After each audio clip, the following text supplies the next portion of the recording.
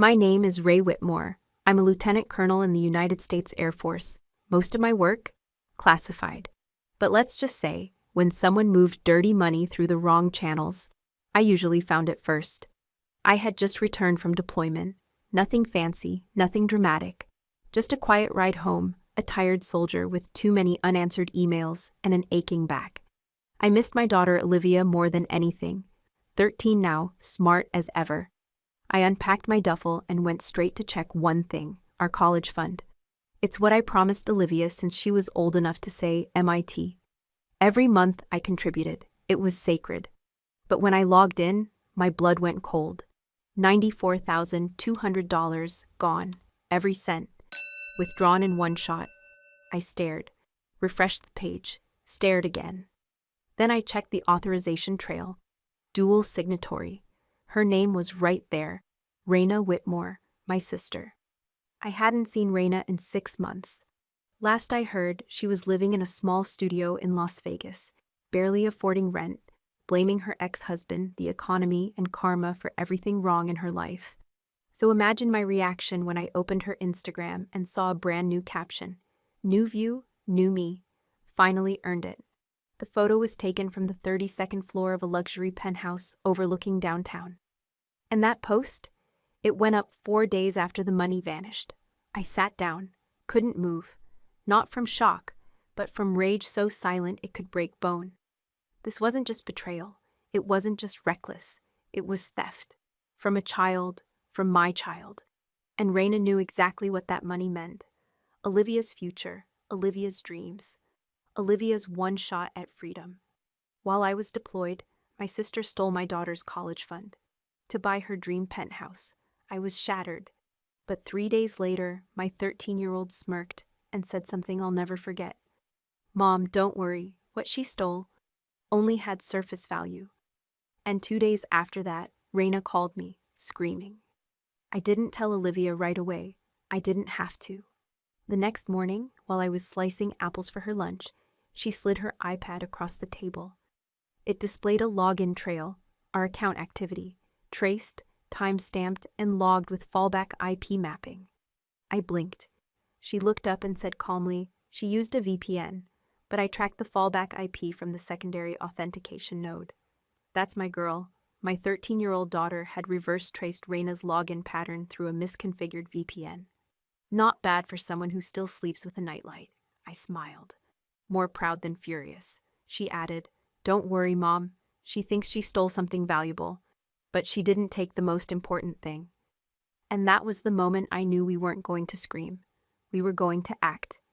I submitted the full digital log to JAG, Judge Advocate General's office, along with documentation proving dual signature authorization wasn't consented. No criminal charge yet. Just a quiet red flag on Raina's financial activity. We waited. 3 days passed. Then Raina called. Her voice was shaking. Ray. I don't know what's going on. Someone's freezing my assets. I'm being locked out of my own accounts. Ray, please, I'm scared. I didn't say anything, didn't have to, because that was when I realized justice had begun. And I wasn't the only one moving in silence. Olivia? She had already set things in motion. Earlier that morning, she'd filed a report with the bank's fraud division, not under her name, under mine, with legal backing, with digital receipts, with a full timeline built in her coding software. My daughter was 13, but mentally, she was built like a strategist, sharp, measured, unapologetically methodical. I always thought I'd be the one protecting her, but that day, watching her calmly sip juice while freezing a woman out of a penthouse she stole, I realized something else. This wasn't just about revenge. This was about restoration. And Olivia had just begun her opening move. My name is Ray Whitmore, Lieutenant Colonel, United States Air Force. Most of my work classified, but I'll tell you this, when money moves through the wrong hands, I'm usually the one who finds out how and where. I've tracked covert funding through black market crypto wallets. I've shut down supply chains masquerading as veteran charities. I've testified behind closed doors. I've watched powerful men sweat through their uniforms when I presented clean, irrefutable digital evidence. But this time, I was blindsided. Not by a foreign agent, Not by a rogue contractor. By my sister, Raina. She was the last person I'd ever suspect. The one who used to sneak me candy bars after Mom grounded me. The same girl who braided my hair the day before I shipped off to basic. After her divorce, Raina had nowhere to go. I let her stay in my guest room, not for a week. For nearly 2 years. She cried on my shoulder after losing her job. She left dishes in my sink, borrowed my sweaters, hugged my daughter like her own. She told me she was starting over. I believed her. She said she'd changed. I believed that too. But maybe that's the danger with family. You don't see the con when it comes in a familiar face.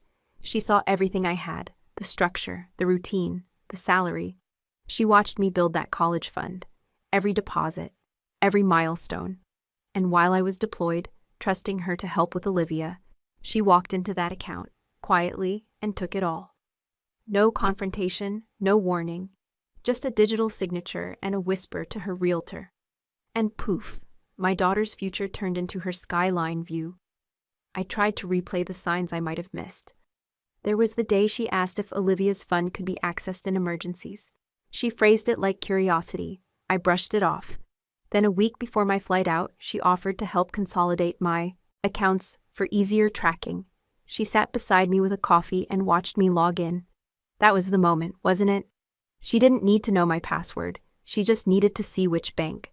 I taught national security ethics. I failed to apply them in my own kitchen. I remember the last call I made to Olivia before flying back. She said, "Auntie Raina's been redecorating her room. She says maybe she's manifesting a new life." I laughed. But Raina wasn't manifesting. She was planning. And I wasn't the only one she fooled. Even Olivia trusted her. They used to read comics together on the couch. Raina taught her how to bake banana bread. She told Olivia that family is your forever. Turns out, forever ends at $94,000. But this wasn't just about money. It was about being used. It was the betrayal of having someone look you in the eye and lie without blinking. The thing is, when you work in financial counterintelligence, you don't react loud. You don't chase, you document. You build the case, one log at a time. And when you're done, you let the weight of truth do what fists never could. I didn't block Raina's number. I didn't warn her. I didn't even confront her. Because I knew something she didn't. This wasn't going to be about revenge. This was going to be about education. For her, for Olivia, and for me. We were about to learn just how far silent justice could reach. After deployment, my body's used to silence, long silences. It's how you listen for what matters. So I sat there, in my living room, breathing quietly while the storm in my chest brewed without a sound. I studied Raina's posts, one by one. The caption of the Penthouse photo said, "Earned every inch." The comments were flooded with congratulations. Strangers calling her a self-made woman, praising her glow-up. If only they knew. There was another post, a champagne flute in her hand, the skyline behind her glowing orange from the sunset. Her caption read, "Manifesting peace, finally." And there I was, sitting on the floor, manifesting restraint. I thought about calling her right then. I even typed the message, but I deleted it, because words wouldn't do justice. And Raina never cared much for words anyway. She listened when things affected her directly, and I knew, deep down, that something bigger than words was coming for her. Something methodical, calculated, and unstoppable. Because when the woman you stole from is a counterintelligence officer with nothing left to lose, you don't get warnings, you get consequences, and they were coming, quietly. I used to believe that if someone had tasted rock bottom, they'd never rob someone else of hope. I was wrong. Raina knew what it felt like to be broke, humiliated, uncertain. I was the one who sat next to her on the floor when her divorce papers arrived. I helped her sort the bills. I made the calls she was too afraid to make. I gave her more than shelter, I gave her dignity. So when I handed her co-signing access to Olivia's college fund, I didn't flinch. It wasn't just a matter of convenience while I was deployed. It was trust. Simple, unguarded trust. No contract. No contingency. No firewall. Just faith. In blood. I remember the night I signed that co-access form. Raina brought wine. Olivia had fallen asleep on the couch after watching a documentary about the Mars rover. Raina looked at me, glass in hand, and said, "You always take care of everyone. Let someone take care of you for once." Maybe I needed to hear that. Maybe I wanted to believe she still saw me as more than a uniform. So I nodded. I clicked submit. And just like that, I gave her the keys to everything I'd worked for on Olivia's behalf. Looking back, the betrayal wasn't just the money, it was that she saw the open door and walked through it without ever turning back. I kept replaying the memory of that night, like somehow I'd see a red flag. But all I saw was her smile, software familiar, and deadly. In military training, they teach us to trust patterns, not people. Look for inconsistencies. Map behavior, calculate risk. But in family, you don't map, you remember, and memory lies. I thought of Olivia, 13, sharp as a tack, always questioning systems. She once asked why the government doesn't use AI to stop fraud faster. That morning after I found the fund empty, she was reading a financial crime blog over cereal. She looked up and said, "You always told me people's actions are just data points. Right, Mom?" I nodded. She said, "Maybe it's time to chart Raina's behavior like we would a suspect." That's when I realized I wasn't in this alone. Olivia wasn't just my daughter.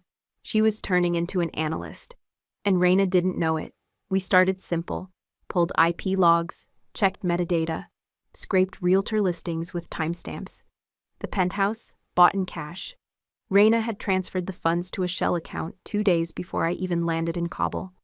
I dug deeper, email headers, VPN leaks. One bounced packet linked to a Starbucks, 5 blocks from Olivia's school. That wasn't just a mistake. That was arrogance. The deeper I went, the more I uncovered. Raina hadn't only drained Olivia's fund. She used our family name to open a secondary line of credit, never intending to repay. Worse, she exploited my deployment status to forge authorization on an old insurance policy. This wasn't just theft, it was premeditated. And I'd handed her the tools. That night, I sat in my garage, engine off, laptop in lap, staring at the timeline we built. It was clinical, brutal, precise. And somewhere in that silence, I whispered, I did this. Because I had. I let love blind me. I taught Olivia to see the good in people and use that same lesson as my own excuse. Trust is powerful. Misused? It's a weapon. We kept going. We downloaded logs to encrypted drives, cataloged files. I coached Olivia through digital forensics like she was one of my cadets. At night, we sat on the kitchen floor, 2 laptops open, mugs of cocoa cold between us. It became our mission, not for revenge, but for reclaiming what was ours. That night, after Olivia went to bed, I opened one of Raina's old voicemails, one where she cried that nobody ever believed in her. I'd saved it once, to remind me why I helped. Now, I listened and asked myself, did she cry? Or rehearse? That's what betrayal does. It doesn't just cut, it corrodes. You question your memories, your instincts, your worth. But I wasn't letting Raina rewrite our story. Not for Olivia, not for me. And certainly not without consequences. Every screenshot we saved felt like a small piece of justice returning home. Olivia started naming our folders like mission files. Operation Trust Fall was the one where we traced the wire transfers. She giggled at her own joke. I laughed too. It was the first time in days I felt like I could breathe again. And then came the email. A single message. No subject. From a burner address. But the body was clear. You don't know what you're doing. Stop before someone gets hurt. We were officially in deeper than I thought. I didn't call Raina. I didn't storm the penthouse or bang on her designer door. I opened my secure drive, selected every document we'd compiled, each forged signature, the shell accounts, the laundering paths, and started uploading. One to the SEC tip line, one to the IRS whistleblower form, another to a private investigator I'd used before on a counterintelligence case. I left no trace of who submitted it. Then I closed the laptop and turned to Olivia. I asked her, do you want me to take her to court and get everything back? Olivia didn't blink. She held my stare with the kind of calm I've only seen in officers twice her age. No, she said. I want her to know exactly what she did, and live with it. Like I had to live thinking my future was gone. That was my daughter, 13 years old. and somehow wiser than most adults I'd deployed with. Before I even posed the question to Olivia, I sat alone in the living room with a mug of black tea untouched in my hand. Court would have been clean, efficient. My uniform came with certain privileges. I knew which attorney to call, which judge might see reason, but something about that path felt too clinical, too distant from the damage done. This wasn't just about dollars, it was about dignity, about the look in Olivia's eyes the day she realized someone she called aunt had traded her future for square footage and rooftop views. Olivia's answer only confirmed what I felt, but hadn't put into words. Raina didn't need to pay us back. She needed to sit with the cost.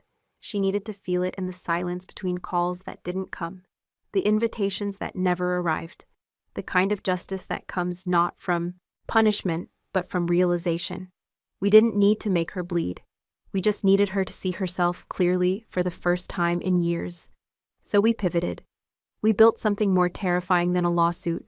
We built silence, the kind that seeps into cracks, drips behind walls, and echoes louder than shouting ever could. First, we froze her line of credit, legally, using a clause in the cosign agreement she never thought I'd remember. It flagged suspicious access and triggered an auto hold. Her card stopped working on a Tuesday morning. Then came the condo board inquiry. We submitted an anonymous complaint, highlighting the undisclosed wire sources. It wasn't hard. Her penthouse was purchased through a trust that connected to a flagged foreign entity she probably didn't even know she used. Her mortgage wasn't canceled, but it became complicated. By Friday, I watched her Instagram story go from champagne flutes to herbal tea and silence. No captions, no selfies, just absence. Olivia caught it first. "She's spiraling," I nodded. We weren't trying to destroy her. We wanted her to feel the weight of what she stole, and to wonder what else was coming. We didn't fight fire with noise. We fought it with quiet precision, with restraint, with control. Each move we made was like chess, except Raina didn't know she was even playing. We planted a few seeds, casual mentions in old family group chats. Things like, "Hey, has Raina mentioned her new job title? I think it changed?" Or, "Wonder if she's still with that mortgage firm?" The questions festered. And soon, Raina started calling, not me, others, our cousin Lucy, my mother, even Olivia's old piano teacher. People started pulling back, not because they knew what she did, but because they felt something was off. Raina could sense it. Guilt is a poor companion.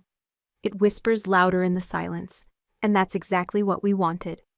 That week, Olivia did something I didn't expect. She printed out the account statement, zero balance, all red, and mailed it to Raina's address. Nothing else in the envelope. No note, no return address. Just truth. Raw. Undeniable. I raised her well. That night, Raina called me. I didn't pick up. She called again. And again. I finally answered on the fifth call. Not with anger, not with fury. Just silence. She broke first. "Ray, I know what I did," she said. Her voice was cracked, unvarnished. I thought I deserved it. I didn't respond. She kept going. "You were always the strong one. I thought you'd bounce back. I didn't think Olivia would even notice." Those words cut deeper than any confession. I kept my tone level. "She noticed, Raina. She noticed everything." I hung up, and that was the moment I knew this wasn't over. It was only the beginning of what justice could really look like. 2 days after our silence campaign began, I placed a single envelope in the Irasai. Mail. No subpoena. No lawsuit threat. No lawyer's letterhead. Just a full-color printout of Olivia's drained college fund statement, clearly showing the withdrawal dates, Raina's digital signature, and the zero balance.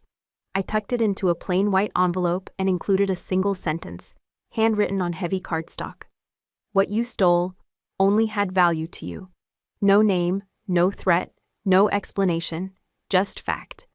I didn't even track the envelope. I didn't have to. By the second evening, my phone rang.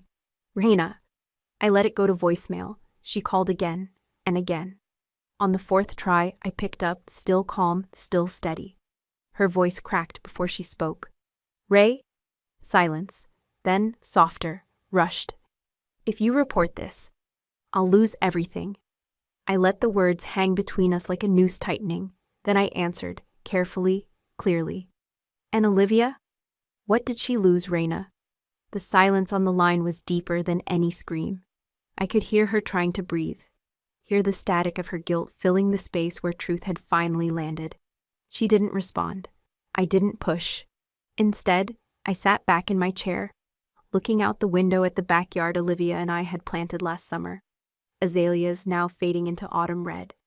And I remembered something I hadn't allowed myself to think of in years. Raina, at 15, shielding me with her body from a boy in the neighborhood who threw rocks at our window, her arms trembling, but planted like a wall between me and danger. She'd taken a bruise to the shoulder that day, and lied to Dad about falling off her bike. That girl, that version of Raina, would have rather gone hungry than let someone else feel pain. And now she had willingly stolen Olivia's future for a few marble countertops and a skyline view. I didn't say all that out loud. I didn't need to. Raina could feel it. I just thought, you wouldn't need it. You've always had backup plans. You always landed on your feet.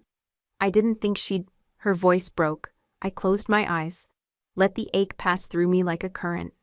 She noticed, Raina, I said. She noticed everything. Another silence. I could hear her sniffling, whether from shame or fear, I couldn't tell. Maybe both. I'll fix it, she whispered. I'll move some things around, sell the car, maybe the place. That made me pause. I wanted to believe her. A piece of me did.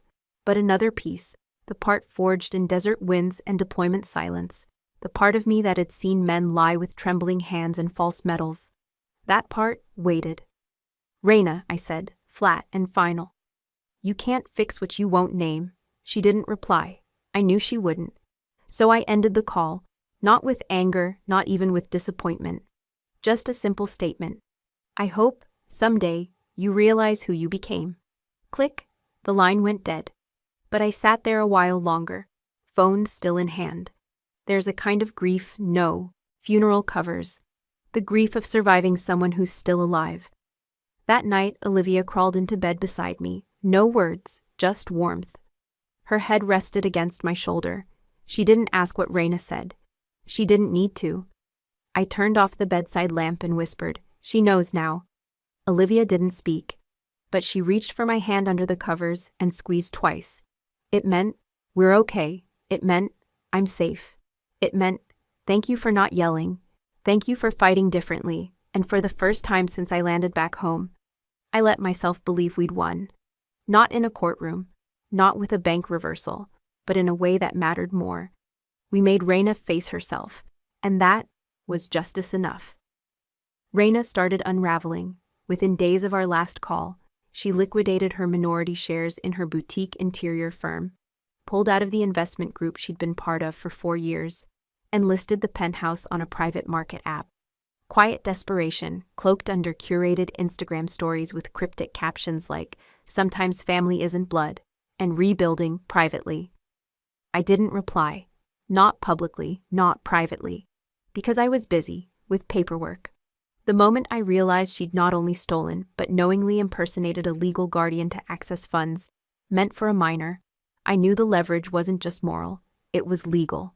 And I had jurisdiction on my side. I wasn't after revenge. I was after consequence. I filed a confidential packet with the JAG office, Judge Advocate General, the military's legal division.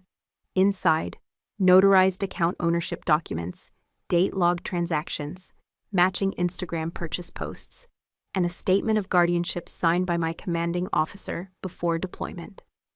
JAG had seen soldiers prosecuted for less, because this wasn't just fraud.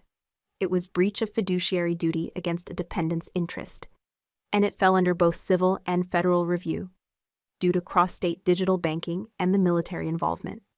By the time I got a reply marked priority from the JAG legal analyst assigned, Raina's panic had gone live. Friends forwarded me her vague TikToks, cryptic rants about being set up, about people twisting the narrative, about haters who couldn't handle my glow-up. But there was fear in her cadence, tension in her eyes. The background? No longer her high-rise view, a neutral apartment wall. Meanwhile, Olivia stayed focused, She'd taken it upon herself to organize all the scholarship apps we'd planned to submit months from now. Just in case, she said. And watching her do that, with quiet fire, with no theatrics, I realized what we were building wasn't revenge, it was resilience. Before filing with JAG, I took a quiet walk to the base legal office. Major Linda Foster, a quiet, sharp JAG officer with 20 years in, looked over the documents slowly. She didn't rush.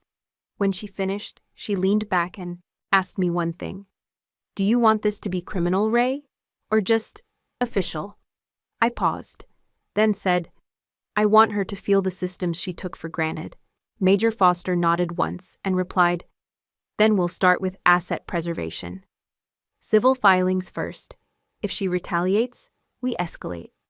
That same week, I received notification that our asset freeze request was under review for emergency enforcement. The fact that Reina had used a falsified co-guardian status to access funds during my international deployment triggered a unique clause designed to protect military families from financial predation. JAG would flag her to the Treasury Department. From there, IRS audit, credit flag, property freeze. I didn't smile, but I breathed easier. Until I got an email from an unknown address. Subject: You're ruining her. Body: She's your sister. She made a mistake. Do you really want to destroy her for a deposit slip? No signature, but I recognized the phrasing. Our cousin Melissa, always the family diplomat. The one who'd said at my divorce, maybe it's time to just let it go. I didn't reply. Instead, I printed it. Highlighted that phrase. She made a mistake. Then I wrote one line under it. Number. She made a decision. That printout went into the same folder as the bank logs, the IP trace, the affidavit. Not because I'd use it in court, but because I wanted to remember how deep the silence ran. How many people could see a mother's heartbreak and ask her to apologize for it. Later that night, Olivia and I sat on the back porch. She had a blanket over her legs and a laptop in her lap. She glanced at me and said, I know it's not about the money, Mom, but it feels like she didn't even think I was worth asking about. That stung more than I expected. I reached over, brushed her hair back gently. She didn't steal from you, Lev. She stole from who she thought you'd never become. Olivia nodded. Her eyes didn't water, but mine nearly did. It reminded me of a night, years ago, when Reina cried in my arms after her second failed startup. She'd sobbed into my shoulder, whispering, You're the strong one, Ray. You always were. Back then, I believed her. Now, I just believed in consequence. The next morning, I sat alone at the dining table, all documents laid out like a mission briefing. There, among them, I found an old drawing Olivia had once made. A stick figure of us holding hands in front of a college with a rainbow. I stared at it, longer than I meant to. It wasn't about revenge. It was about making sure that picture still had a future. And Reina? She'd drawn her own ending. The call came at 6:17 p.m. on a Wednesday. I recognized the voice before I even saw the name flash across my phone. Ray, it's Lucas. Lucas Taylor, retired Air Force, former Logistics Command. We'd worked together during 2 rotations in Al-Udeid. He didn't call unless it was important. She offered to manage part of our retirement fund, he said. Said she had an inside track on real estate flips. Clean money, high yield, sounded too polished. My stomach sank. Reina? I asked. Though I already knew, he confirmed. Yeah, and I just thought, if she'd do something like that to you. I closed my eyes. You were right to call. He hesitated, then added quietly, What do you want me to do? Nothing, I said. Not yet. Because now, it was bigger than us. I hung up and stared at my kitchen counter for a long moment. If Reina had approached Lucas, there was a pattern. This wasn't a one-time betrayal. It was a model, a cycle, maybe even a business. And suddenly, I understood something Olivia had said the night before. She didn't steal from you, she leveraged you. That night, Olivia was curled up on the couch beside me, typing into a shared Google Doc we used for research. What are you working on? I asked gently. She didn't look up. Building a template. For what? She turned the screen. It was a draft of a whistleblower tip. Anonymous, clearly worded, specific. Suspected laundering through layered debt structures disguised as family-backed personal loans. It read, Underneath, 3 banks listed, 2 account types, 1 name, Raina Whitmore. I blinked. She told Aunt Jess she refinanced her condo, Olivia said. But I looked up the tax records. It's not in her name. It's in someone else's. That means she's using it as a collateral loop. It took me a moment to process. Who's the someone else? She tapped the screen. Dad. My ex-husband. I took a deep breath. Did he know? I don't think so, Olivia said. But he definitely didn't sign off. I didn't ask how she knew that. Instead, I said, "You want to send this?" She nodded once. Anonymous. No IP. Routed through Tor. Let the banks connect the dots. I stared at her, this 13-year-old who wasn't just surviving this. She was dissecting it. All right, I said. Send it. The report went to 3 institutions. The bank managing Raina's penthouse mortgage, the firm holding her investment trust, and the federal banking oversight channel designed for red flag fraud. The waiting began. I returned to work that week, quieter than usual. Every time my base commander passed me a case file on foreign fund transfers, I felt the bitter irony creep in. I'd spent years tracking fraudulent money across continents, and the most dangerous laundering was happening in my own bloodline. 2 weeks later, I received a notification on my personal email. No subject, no body, just a forwarded news alert link. Local businesswoman under investigation for financial irregularities. The picture wasn't flattering. Raina, looking over her shoulder, tight-lipped. Behind her, a courthouse step. No cuffs, not yet, but the tension was there. Below, the headline, the article, referenced unusual banking activity and use of third-party assets to secure high-risk personal loans. The bank, the article said, had preemptively frozen 2 of her accounts under their anti-money laundering policy. I didn't forward it to Olivia. She found it herself. Good, she said flatly. Then, after a pause, but it's not about ruining her. Right? I looked her in the eye. Number. It's about stopping her. She nodded. And keeping people safe from her. That night, I got another call. Unknown number, burned-in voice. Raina. Ray, what did you do? She whispered, sounding smaller than I'd ever heard. What I should have done months ago, I said. Everything's gone, she breathed. My lines of credit, my accounts, even the condo. It's not yours, I interrupted. She went silent. I didn't go public, I added. Not yet. Why? She asked. Because you're my sister, I replied. And because Olivia asked me not to. Her voice cracked. She asked for mercy? I swallowed hard. She asked for justice, I said. Mercy is mine to decide. There was nothing else to say. She hung up, and I stood in the dark kitchen, listening to the quiet click of the line going dead. It was one of those cold afternoons where the wind cuts sideways through the siding, and you can hear every creak in the bones of an old house. I was fixing the espresso machine on the counter. Nothing urgent, just a cracked seal in the pump valve. But something about tightening screws into place felt better than sitting still. Mechanical repairs were comforting. Unlike people, machines break for obvious reasons. Olivia sat across from me at the table, a steaming mug of chai in her hands. She was quiet for a while. I thought she was reading. Then she said, Mom, do you ever think you were wrong to give her that chance? I looked up from the machine. She didn't look angry, just thoughtful and a little tired. I wiped my hands on a cloth. You mean Raina? She nodded. I let the question sit between us for a moment. Then I answered slowly. I don't think it was wrong to give her the chance. I think the mistake was assuming she knew what to do with it. Olivia raised her eyebrows.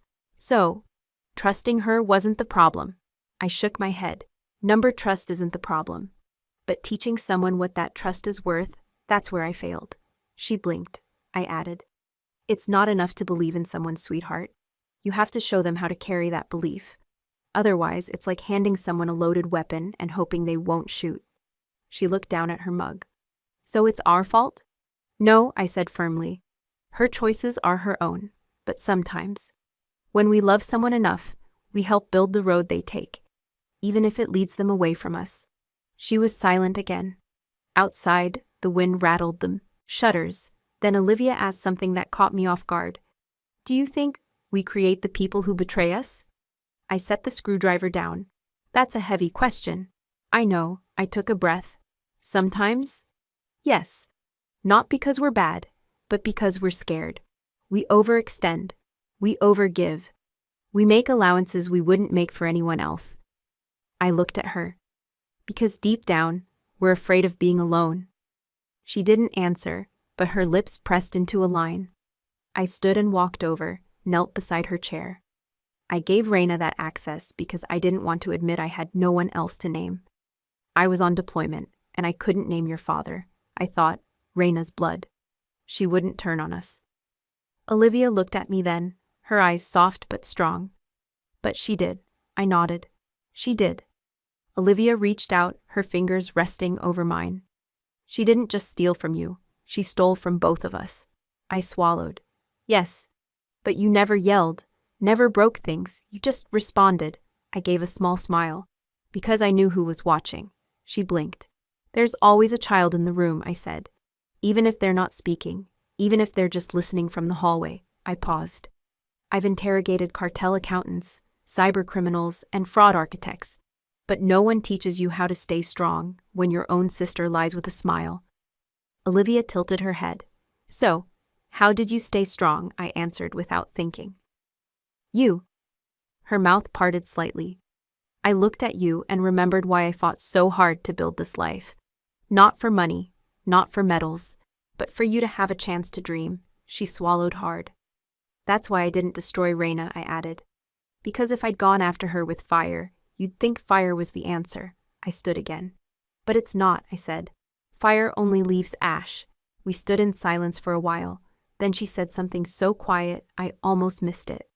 I'm glad you didn't become her. I turned and looked at her. I'm glad too. The calls started slow.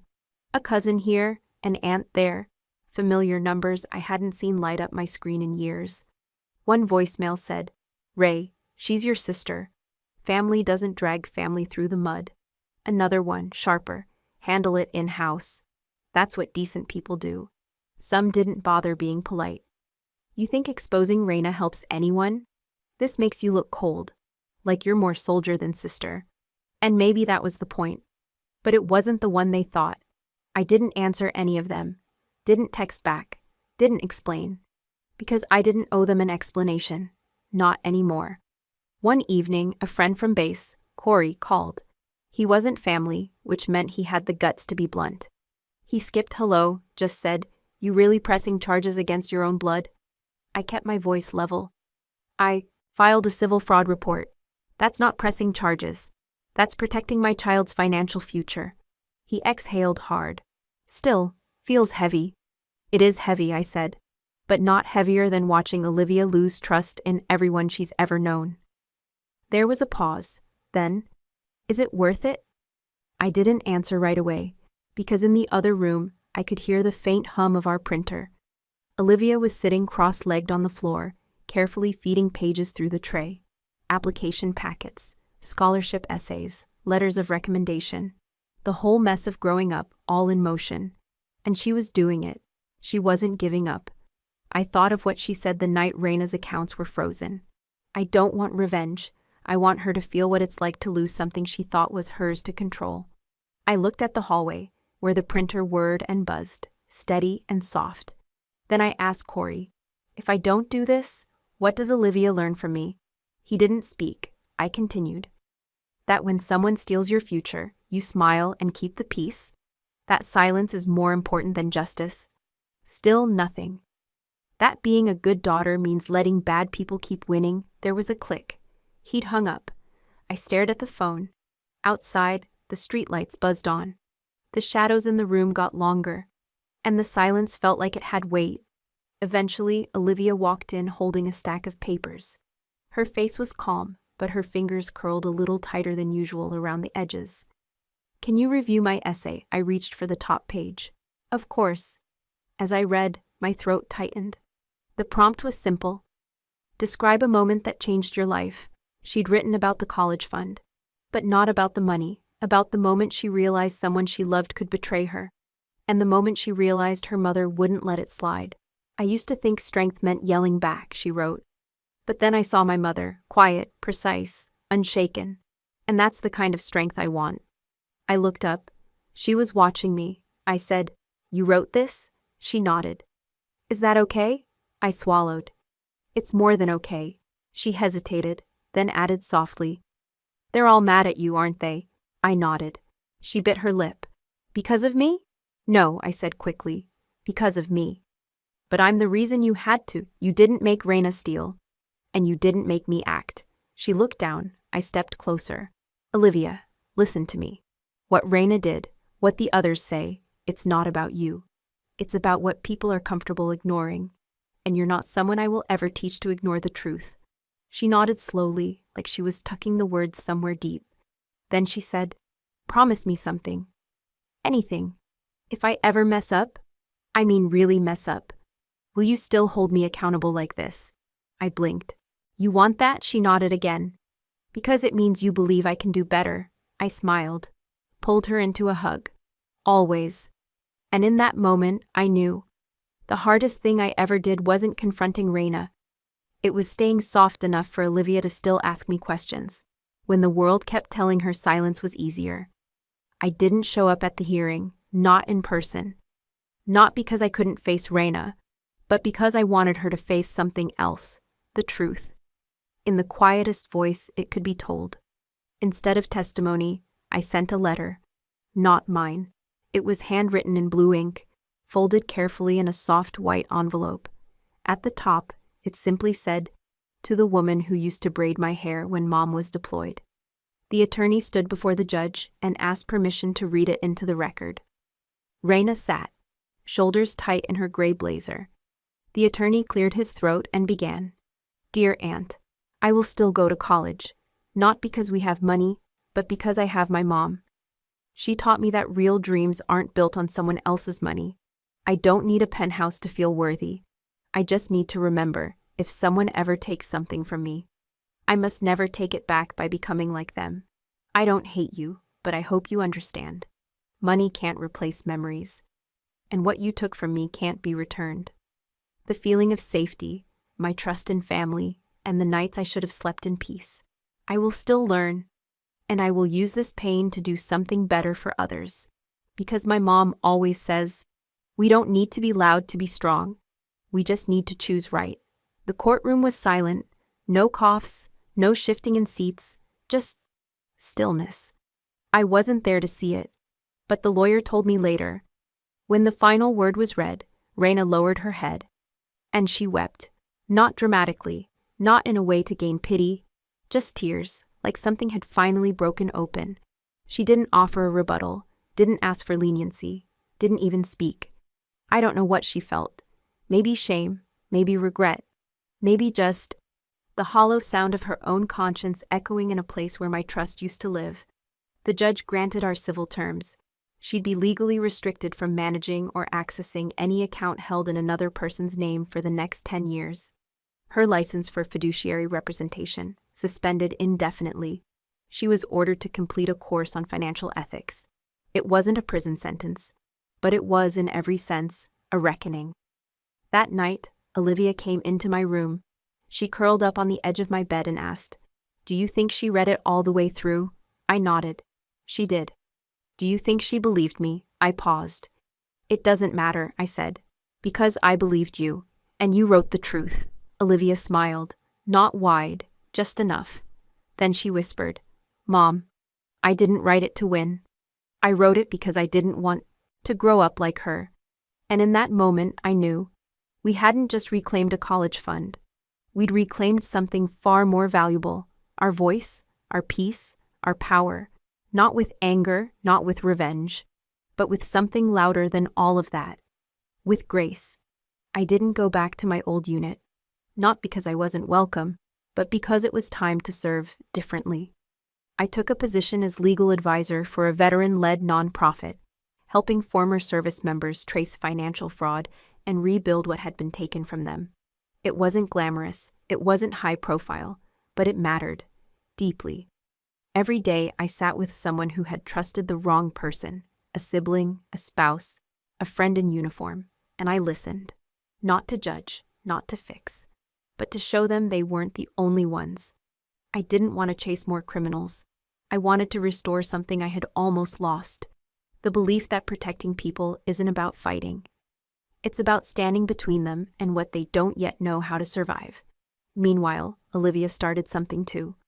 One evening over dinner, she said, "Mom, I've been thinking, what if there was a space, like a blog or something, where kids like me, military kids, could learn about protecting their accounts and futures?"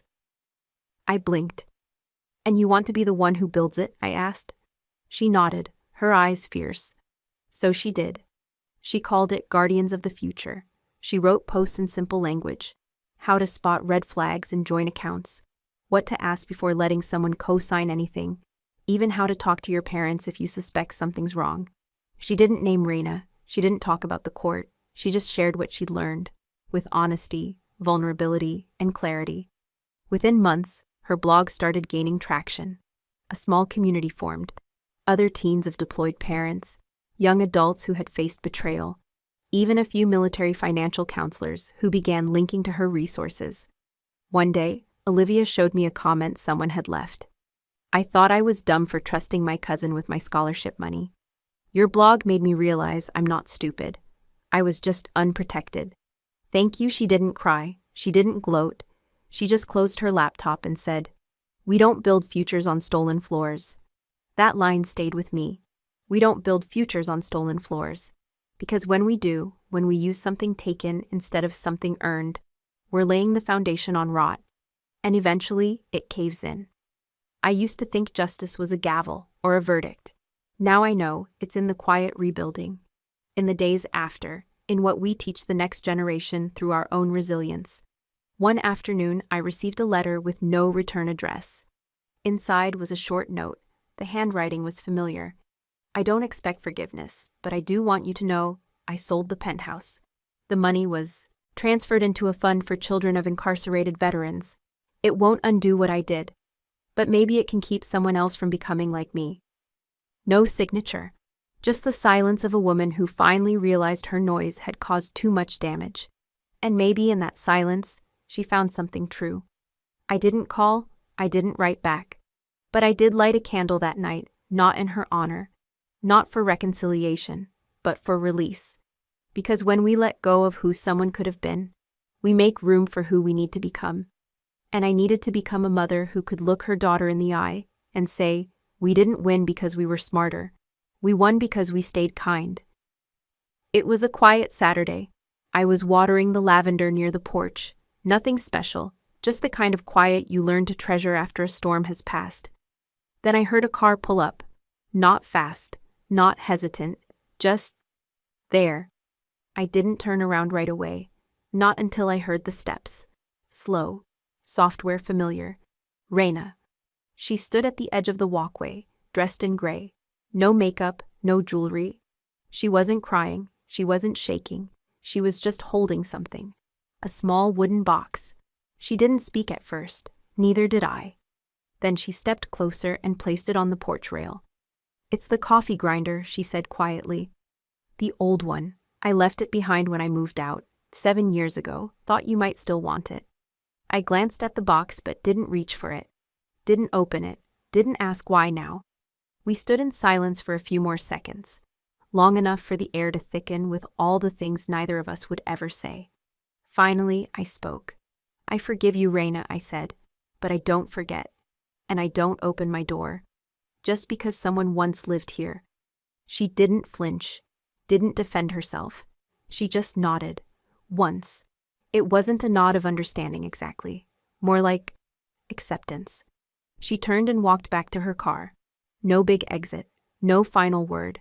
Just the crunch of gravel under her shoes and the sound of a door closing behind her. I stayed there for a long time, looking at the box. I didn't bring it inside, didn't toss it either. Just let it sit on the rail, under the shade of the porch, the way some memories do, too solid to ignore, too weightless to chase away. That night, Olivia asked if I was okay. I said, "Forgiveness isn't a clean cut. It's a slow healing. And sometimes, the scar still stings." She didn't press further. She didn't need to. She just sat next to me on the porch swing, both of us wrapped in a shared stillness. It wasn't closure, Not exactly, but it was enough. Later, before bed, I looked out the window. The box was still there. The stars were quiet above it. And I whispered, not to Raina, not to the past, but to myself. Some returns aren't meant for reunion, just recognition. Because sometimes people don't come back to be let in. They come back to see who you've become after the door was closed. And when they do, it's not your job to reopen the house. It's your right to guard the peace you built inside it. 1 year later, almost to the day, Olivia and I were reorganizing the living room. She was sorting books by subject. She liked things neat, even if her room told a different story. And I was going through old photo boxes, dusty edges, frayed corners, names written on the back in faded ink. That's when I found it. A picture I hadn't seen in years. It was the three of us, me, Olivia, and Raina, at a small county park just outside Cheyenne. We were sitting on a patchwork blanket.